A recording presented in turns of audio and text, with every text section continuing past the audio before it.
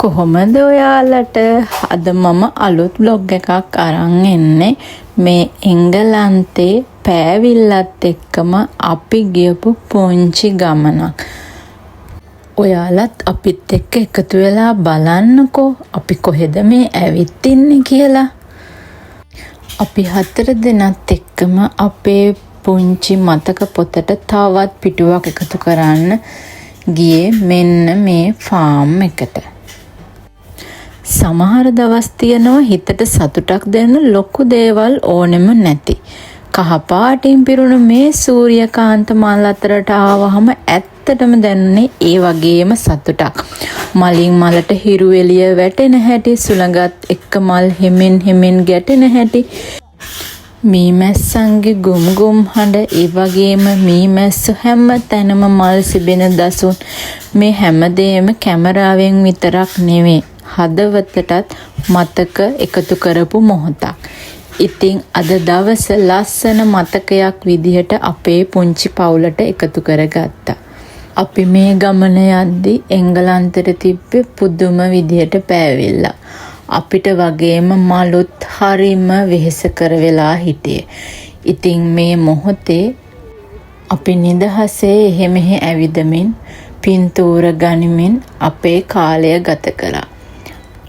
අපි මේ ගමන ආවේ කොස්සොට් විලේජ් එකක් බලන්න යන ගමන්. ඒ වීඩියෝ එකත් ඔයාලා බලන්න. ටික දවසකින් ඒකත් අප්ලෝඩ් කරන්න. තාත්තත් එක්ක පුතාලා දෙන්න හරියට සෙල්ලම. දෙන්නත් එක්ක රණ්ඩුත් එනවා තාත්තව බෙදා ගන්න බැරුව. පුංචි ළමයිනේ. එයාලත් හරිම සතුටක් වින්දා.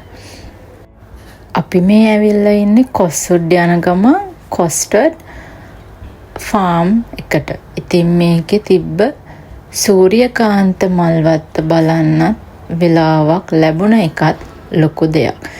මේ මැස්සම් මල් වල රොන් අරගෙන හැම තැනම පිරීලා හිටියේ. ඉතින් අපි මේ ෆීල්ඩ් එකේ පින්තූර ගන්න යාලා වෙන් කරපු හැම තැනම පින්තූරයක් ගත්තා. 3 දෙනාත් එක්ක ඔන්චිල්ලා පදින්නත් අමතක කරේ නෑ. අයියයි මල්ලිත් හරිම සතුටෙන් හිටියා. ඔයාලත් මේ වගේ සූර්යකාන්ත මල් ලෝකයක් එක්ක අපිත් එක්ක ටික වෙලාවක් ඇවිද්ද නේද? ජීවිතේ පුංචි මොහොතවල් එකතු කරගෙන සතුටු වෙන එක හැමෝම පුරුදු වෙන්න. පුංචි දෙයකින් ලොකු සතුටක් අරන් එන්න පුළුවන්. ලංකාවෙන් දුර හිටියත් අපි එංගලන්ත ගෙවන අපේ ජීවිතේ පුළුවන් හැම වෙලාවෙම අපි වෙනුවෙන් කොහේ හරි යන්න අමතක කරන්නේ නැහැ. ඉතින් මේ වගේ ලස්සන තව වීඩියෝ බලන්න, ලස්සන තැන් බලන්න ඔයාලත් අපේ channel එකත් එක්ක දිගටම රැඳිලා ඉන්න. subscribe කරලා නැත්නම් subscribe කරන්න. ඔයාලට සුබ දවසක්.